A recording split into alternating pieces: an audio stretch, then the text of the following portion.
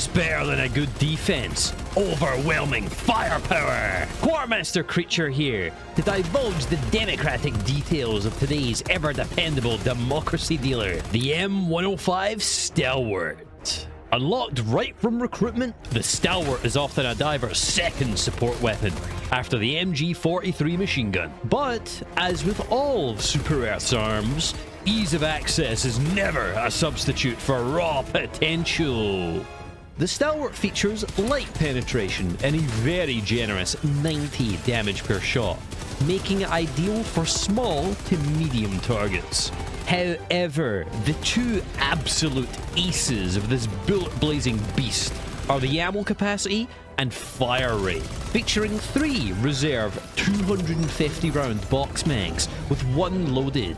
The Stalwart comes with an absolutely astonishing 1,000 rounds of ammo, and that's without siege ready. For fire rate, you've got 3 options. Winnie Hut Jr.'s 700 RPM, the default 850, not bad. But how does 1,150 RPM sound, diver? Yeah, now we're ripping and tearing like we should.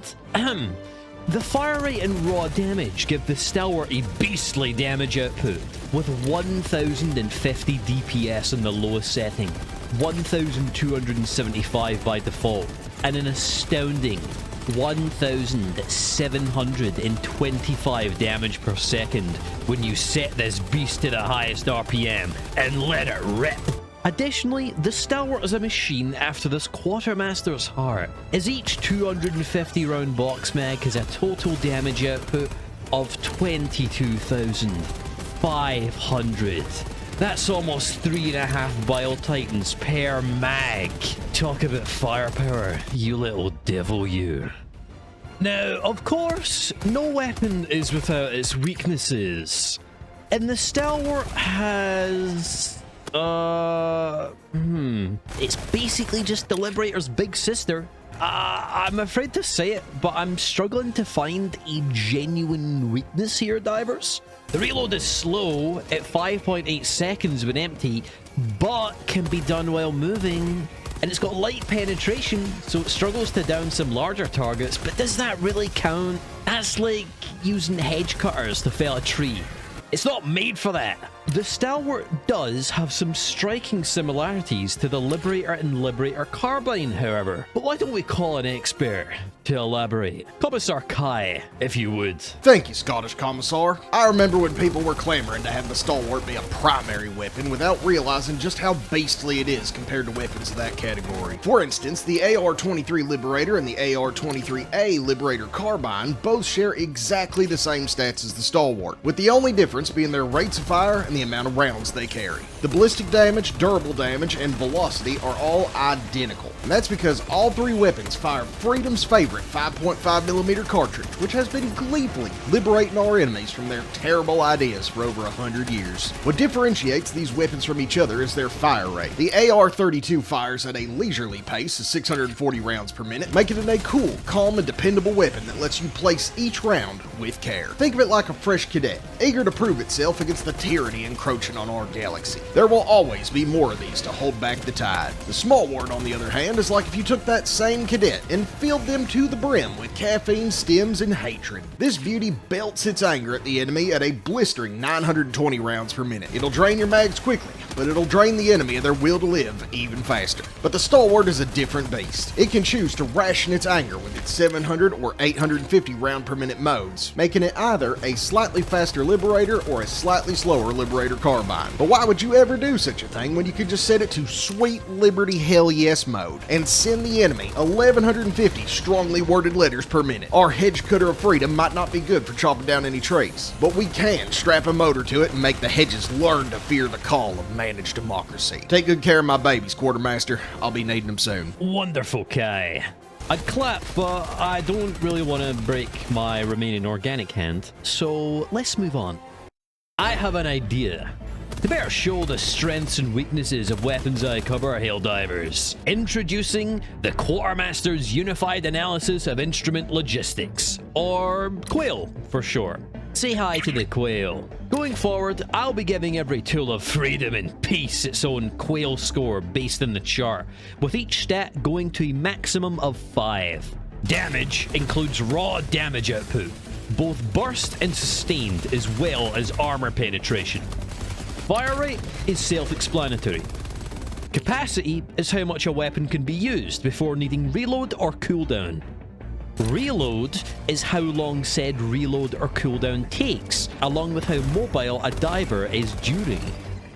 Precision is the accuracy and reliability of a weapon, and ease of use covers how easily I can hand a weapon off to a fresh newbie without them blowing themselves up.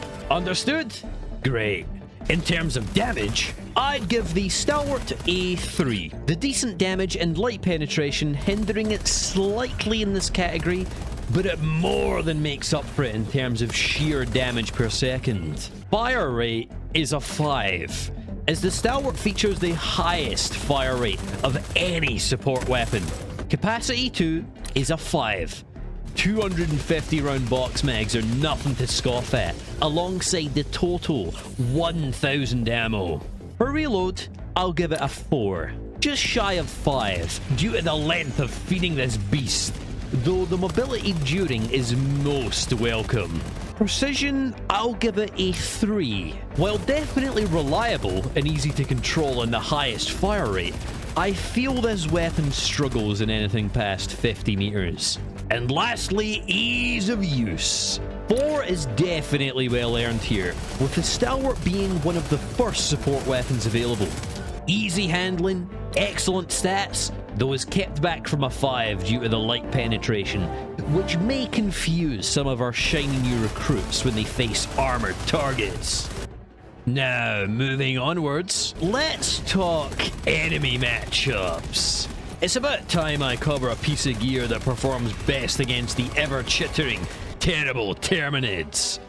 As everyone knows, the Terminids love to swarm and surround their democratic liberators, with units featuring light armor or even none at all. Against pretty much everything smaller than a charger, the Stalwart shines ever so bright. Scavengers, hunters, warriors, bile spears, and even brood commanders cannot stand against such a tenacious torrent of lead and can be cut down with exceptional ease. I wish I had more to say on what an absolute workhorse the Stalwart is in this front. Pair it with a guard dog and not a single chaff enemy will touch you ever again, diver. However, despite the awesome power of the Stalwart, there are several enemies it struggles against in this front, namely hive guards and chargers. Even with that said, it struggles in the lightest sense of the word. With just a few shots to the front mandibles of hive guards and a good few seconds of spraying shots into the exposed rears of chargers needed to defeat each. And lastly, the super heavy units of the Terminids. I left these for last for a reason. The unarmored underbellies are prime targets on Bile Titans, but what I really want to mention is Impalers. It is this Quartermaster's opinion that there is no better tool for dispatching Impalers than the Stalwart. Shooting at their exposed faces makes laughably short work of them. Just watch. Hot damn. No further notes against the Terminids. Middle of the pack for our ever-evil galactic foes are the Illuminate. Once again, medium and light targets will be the Stalwart's main meal on the southern side of the galaxy. Voltless, obviously, will be torn to shreds by the Stalwart in not even a second. But more importantly, flesh mobs will be made a breeze to any diver wielding the Stalwart. I'd recommend the highest RPM here, Helldiver, to rip apart their weak points, the amalgamated faces on their gluttonous forms. Though, you can always just hold down the trigger on their center of mass and keep firing until they're a pile of mush. Whatever you prefer. As for Overseers, both normal and crescent variants have lightly armored torsos, perfect for shredding with a Stalwart to expose their weak and pathetic insides. 10 shots to each, center mass, will reduce them to nothing. Elevated Overseers, on the other hand, now feature light armored heads, which, if you can hit, is where I would recommend aiming. Only 3 shots to take their fascist little heads off and ground them permanently, though if torso shots are required, then 7 will also be sufficient. Sadly, here is where the effectiveness of the Stalwart reaches its peak against the enemies of the Illuminate, though it does still have an exceptionally useful role on this front, namely stripping the shields away from protected targets such as overships and harvesters is something the Stalwart excels at, thanks to its decent damage and massive fire rate. Bring a teammate along and show those cowards who's boss. And lastly, the rusted and wretched Automatons. Now, I know what you're thinking, Diver. Light pen against these guys? Ha! No thanks. And I'm going to tell you that that is absolutely, positively, democratically wrong. Mostly. Obviously, the vile automatons prefer heavier armor with exposed weak points, and that is what the Stalwart should be used for. Try lowering the fire rate to maximize handling, and turn this bullet-slinging beast into a laser of freedom. The little bots, obviously, go down without much trouble from near anything, though Devastators and Berserkers are both prime targets for the Stalwart on this front. The heads of the former, as you'd expect, can be popped with just 2 shots from the Stalwart, and their stomachs in 4. Same as Berserkers. But as for those chainsaw-wielding piles of soon-to-be scrap, less precision is needed thanks to their far lighter armor. Just rip them to pieces and fill them with lead, Helldiver. Additionally, Striders and their rocket variants feature lightly armored legs should their pilots or rockets be non-viable targets for a Stalwart wielder. However, this is where the positives of the Stalwart on this front end, as every other unit they field features medium armor at least, which the light penetrating Stalwart cannot punch through. The exception being the backs of Hulks. But this is a one-time deal, as War Striders, tanks, Factory Striders, and even gunship weak points are all medium armor. But I don't like to see weaknesses as such, more so opportunities to focus on the strengths of each individual piece of kit, no? Take the Stalwart we've discussed so far. It features a massive magazine, damage potential, and fire rate, making it adept at clearing groups of small and medium foes. And let's take the, I don't know, Eruptor? The slow fire rate, hefty damage, explosive shots, and heavy armor penetration make this primary more of a support weapon in the right hands. Which leads me to my next point, Helldiver. If you're comfortable using your support weapon as more of a primary, then the Stalwart is the weapon for you. One of the most popular loadouts across all 3 factions is the absolutely democratic combo of Eruptor, Ultimatum, Stalwart, and Supply Pack. The Eruptor is your medium, heavy, and spawner killer, while the Ultimatum is for those really heavy foes that need a little extra attention. The Stalwart is for the smaller fellas, with a supply pack feeding the limited ammo of the Ultimatum and keeping the other 2 stocked up on more ammo than they could ever dream of. What I'm trying to say is, the Stalwart has exceptional power on its own, the fire rate and ammo count making it an absolute bullet blitzing beast against pretty much any swarm of foes it comes against. But it also has incredible potential too, in bringing out the best and typically harder to wield options. That's how accessible this beauty of a weapon is. By sheer proximity, it elevates those around it to their maximum potential, giving just about any heavy and cumbersome loadout an air of finesse and adaptability our enemies just won't see coming. And lastly, Quartermasters Counsel, where we discuss what I would personally like to see changed or improved with gear going forwards. And, well, this weapon is pretty much perfect. It has exceptional strengths, but also massive gaps in its usability.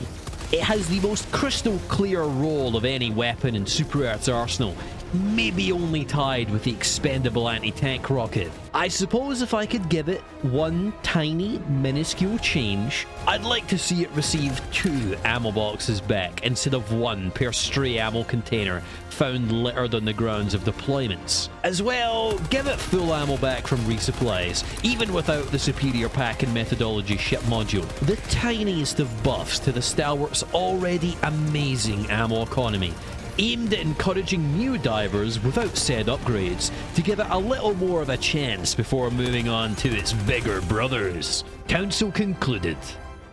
Now, if you're like me and shelved the Stalwart soon after unlock in favour of the MG43, expendable anti-tank, or even the laser cannon, give it another go. I promise, there's little the Stalwart can do to disappoint when used in the right circumstances. The Stalwart brings out the best in the rest of a loadout. The jack of all trades is a master of none, but something as razor focused as the Stalwart is truly the master of its domain. This is Quartermaster Creature, signing off. Yo, big thank you to CommissarKai for joining me in today's video. If you enjoyed this video, you might enjoy one of these ones too. Remember to like and subscribe and all that, and I will see you divers next time.